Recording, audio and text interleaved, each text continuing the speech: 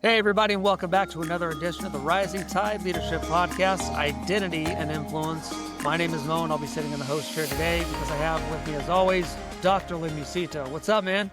Let's go. What's going on, man? Always stoked to be on this call with you and really excited. Always excited about talking about leadership and just making it simpler and, looking forward to having this conversation about, this particular leadership lesson. Yeah, today's leadership lesson is entitled Because Rocks Don't Talk Back. Love it.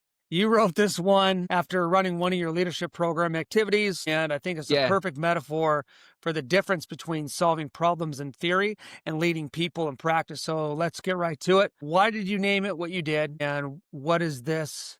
I explain, well, we'll talk through what the rocks mean and the significance of it. But as you were saying the title, I thought, the flip side of the coin, or another way to title this, is people have feelings and people have opinions and people talk back.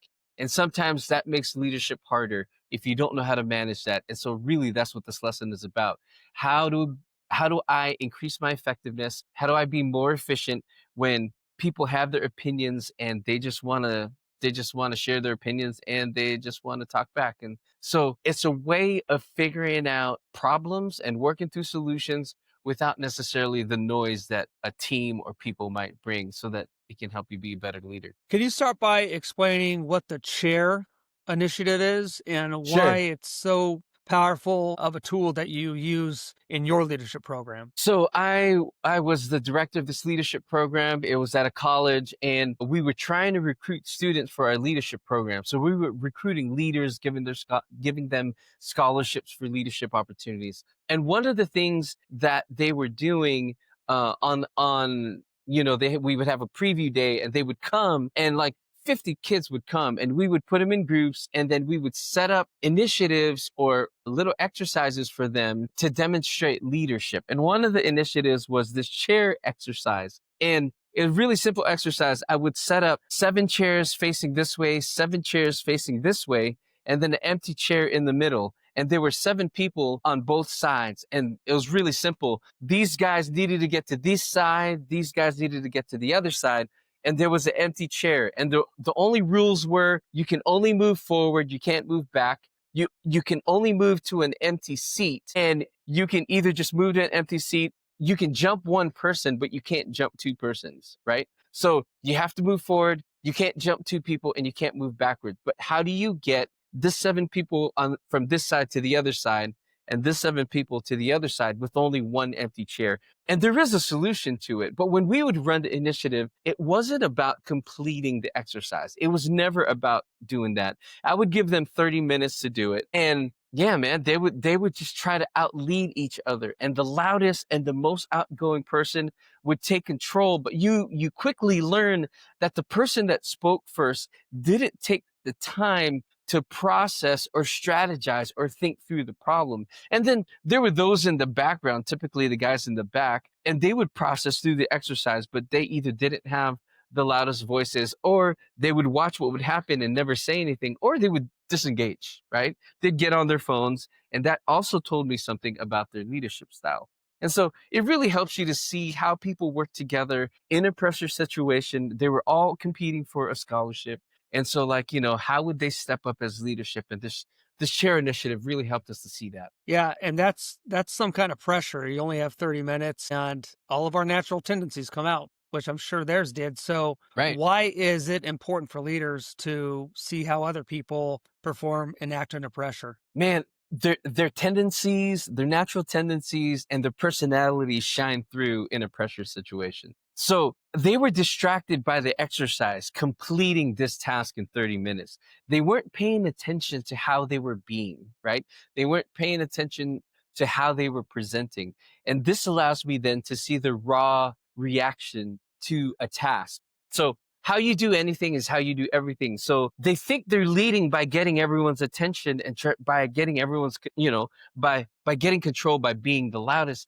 But all it demonstrates is that you're the loudest. It doesn't demonstrate to me that you can complete the task. I'm more interested in completing the task. And I'm also interested on the people that just jump to it without doing the thinking. Those aren't necessarily the guys or the gals that I want as leaders. They may look like leaders because they're the loudest, but they didn't spend the time thinking through it, including other people. Those are the ones that typically will step up. And those are the ones that I want as leaders, because when they're on my teams, I don't want them to lead against me. I want them to be about what it is that we're doing in leadership, and, finding, putting somebody in leadership that might look like a leader, they'll eventually lead against you because they have that ability to get everybody's attention. And so, yeah, it just helped us to see their natural reaction to things, and it was a pretty fun exercise. So in this particular situation, you said one of the students used rocks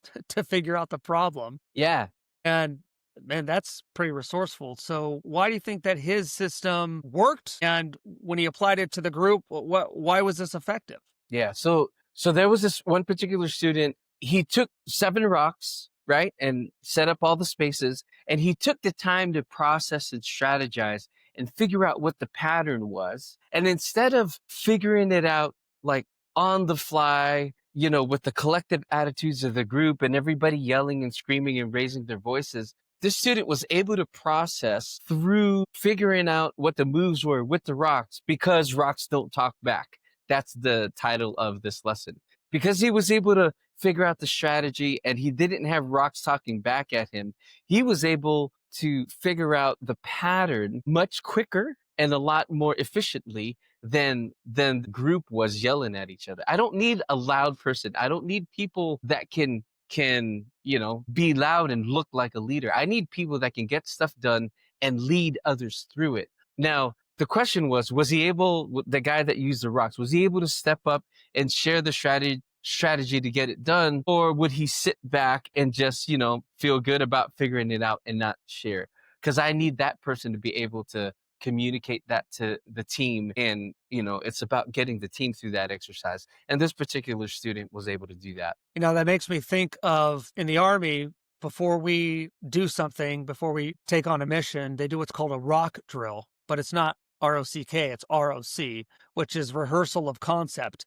But it's also a rock drill in the case that you make a smaller scale and you use rocks and other things, and you actually walk through it, and you look at it from a 10,000 foot view, and you push things across the board. And when are we gonna cross this gap, and when do we hear or whatever? And so what that kid did without even knowing it is he did a rehearsal of concept drill. So if he would have done that in the military, people would have said, "Oh yeah, this is how we do things." So it was pretty it's efficient.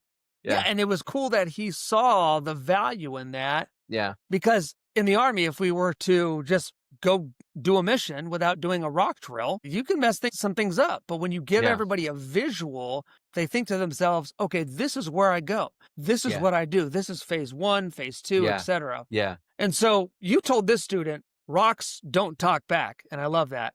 It's such a powerful line. Can you unpack what you meant by that when you said to him, rocks don't talk back? Yeah. So when you're working with people on a team, when you're leading a team, they all bring their attitudes and perspectives and personality to the task and to the conversation. People talk back. And sometimes it's not helpful, right? Because everyone's trying to tackle the thing. But this one individual used rocks to process the problem, similar to what you were talking about. And rocks, they don't talk back. You're able to manipulate it and move it around. And he was able to figure out the pattern. And it just was a lot more efficient way to solve the problem than the chaotic everybody bringing their opinion all at once. Now, whatever the problem, this individual happened to use rocks to figure it out. And like you said, like when you're out in the field, you can use rocks to figure it out. So the principle is to take a moment to assess the situation, to strategize and use physical rocks if you need to, because they don't talk back. It allows you to do like a feasibility study or a cost benefit analysis, or in the case of the military, how do we be more efficient? How do we take a look at, contrast? What is it? What is it again? ROC? Rehearsal of concept. Yeah. Rehearsal of concept. Yeah. Like what's the reaction? What's the weak points? Like it just allows you to strategize. And I like what you said, that 10,000 foot view to look down and just keep people safe, keep people efficient. I mean, it could be on a spreadsheet, it could be rocks on the ground, but take the time to figure out the problems and even the problems to your solution in order to be effective and efficient. Because too many people, they just like start talking about stuff. I've seen leadership teams where it's not clear, like this is the problem, and everybody jumps in. And after an hour of talking, we still don't have a solution. You know what I mean? But if you're able to say, okay, this is the situation, this is the problem, these are the parameters, this is what I want to get out of it, because you've done that work ahead of time. Like it helps you be a little bit more efficient as a leader. That's what we're talking about here. How does this story illustrate the difference between problem solving on paper and problem solving with people? Yeah, I think you need both. So I would say you need both, but problem solving on paper is quick, it's cheap, it's easy. You take your eraser and erase the thing, put in the new thing, like it costs nothing, right? But when you start involving people, it gets messier because again, people bring their opinions, they also bring their expertise, and but sometimes it's hard to hear the signal from the noise. And if you've done some work ahead of time and then you bring the work that you've done to the team, then I think it's a little easier because one, you've done the work, you've organized it a little bit, and then you bring people in at the right moment. And so you need both paper and people to solve the problem. But then we also talked previously in an episode about the single leader discipline and the team discipline of making decisions. Sometimes the single leader needs to make that decision and you don't include the team in it because you're the leader. And then once you've done enough work, then you can bring the team in to get their input. But be clear on when to bring the team in to give input. Do a lot of work as the leader yourself to set a lot of it up and then bring in the team. Because if you're bringing in the team to make leadership decisions that the leader should make, it gets super messy. And then at the end of the day, you have to be responsible for something that you didn't come up with. So do the work as a leader, own your leadership, own the responsibility, and bring in the people at the right time. So a lot of leaders end up treating people like rocks, but people are not rocks. People are not predictable. They're not always controllable. And so what's the danger when leaders start to treat people like rocks? Yeah, I think the biggest mistake is thinking that you have the leadership ability to lead the group, not having an understanding of your disc and other people's discs. Yeah, you'll have to process through that if you don't have that context. It needs and when you're leading people, you need to earn that leadership, right? You need to earn that. You may get the title, but do you have the respect, right? We talked about that when it comes to power bases and leadership. So overestimating your support is a common mistake, and I've fallen victim to this. And so when we think that it's easy to lead this team and they're predictable and controllable, then you've kind of already messed up. But I think the flip side of the coin is also a common mistake, that the introverted person that has processed and figured out the problem, they usually have the solution. And the extroverted person is the one that spoke without thinking through the thing.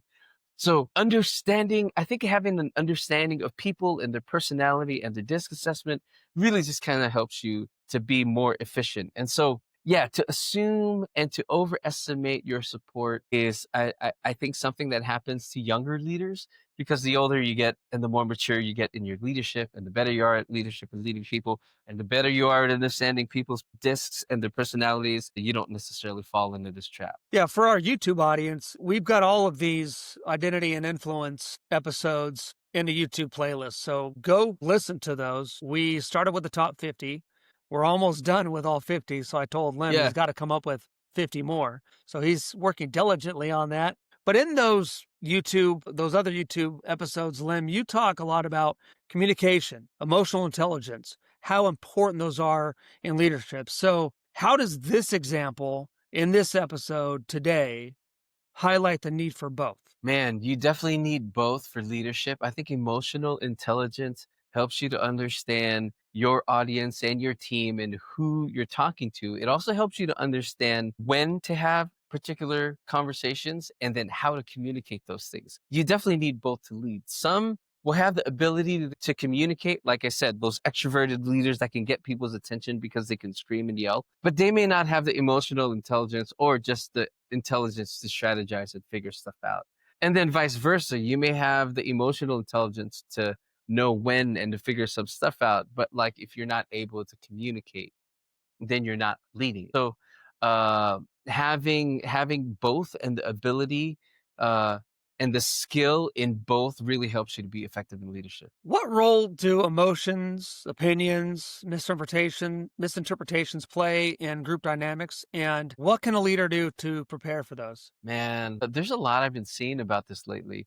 But every person deals with emotions, opinions, misinterpretations. Your team members, your boss, like you name it. This just kind of happens because you work with people and people are imperfect. If you're not a strong leader, you're going to deal with it more because you're not able to lead folks. But a leader will grow in their leadership and strength of character as you experience like issues in leadership.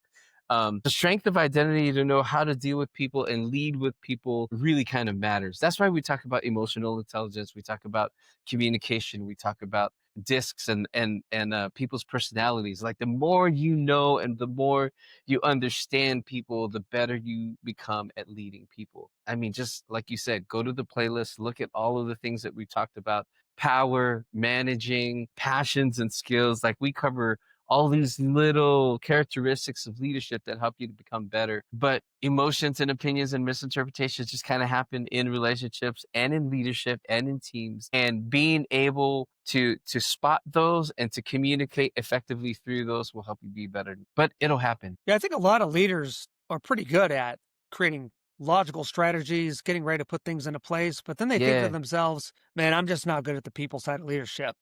Right. So what do you say to that person? Yeah, I think years ago, I went through this training. And if you're somebody that says, I can't do this or I'm not good at this, add to that, I haven't been able to do this up until now, right? Like, and that kind of ends that moment. Up until now, I'm not been able to do this, but the next moment, I can't, right? So start using that phrase, to kind of to end your excuses for the fact that you can't do things. And then in that next moment, you're going to be the person that can do those things. So I think that's easy. That's an easy thing to implement.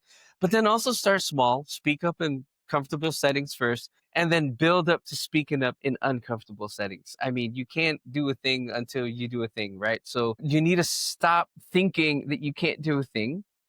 That's when you say, like, up until now, I haven't been able to do a thing. And in the next moment, you start thinking, I can do this thing. And then you speak up in small, comfortable settings first. And then you'll build up the confidence to speak up in uncomfortable settings. Let's end this episode with the 30,000 foot view. How does this Yes. story connect with the bigger idea that leadership is about influence and not just about problem solving? Man, I love that. Problem solving is the thing that you're doing on the ground. But the bigger idea that leadership is a 30,000 foot overview of the thing. I mean, you can't get stuck. That's the thing. You can't get stuck in the problem that you miss out on vision and what it is that we're doing and why this small little thing, if we're able to solve the small little problem, that gets us closer to vision. So always keep that 30,000 foot view in mind. We need both emotional intelligence to know how to deal with the team and communication to be able to communicate with the team. You need both the people side and the problem side of things. And then you also need to be able to connect that to vision and future. And this is where we're headed. So don't get so stuck in the problem that you miss out on where it is that we're going. Yeah, always go back to vision. Well, there you have it. Rocks Don't Talk Back. I love it. Don't forget Yes, to sign up for our monthly newsletter. It's free. We give you all the good stuff. Make sure you like, subscribe, and share this episode with somebody that needs to hear it. Until next time, Dr. Lem, appreciate it, brother. Yes, sir. Yes, sir. Thank you so much. Thanks for having me. All right.